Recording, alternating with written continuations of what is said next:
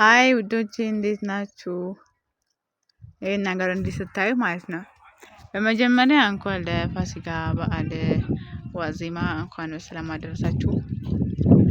እና ይሄ ነገር እንዴት ስታዩ ደስ አይልም? የሆነ የገጠር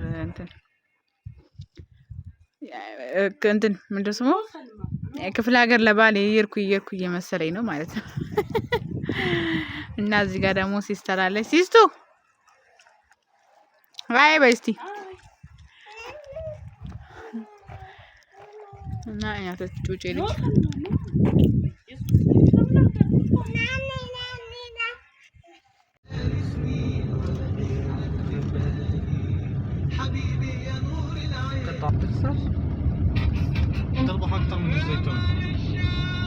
يا ليش خليه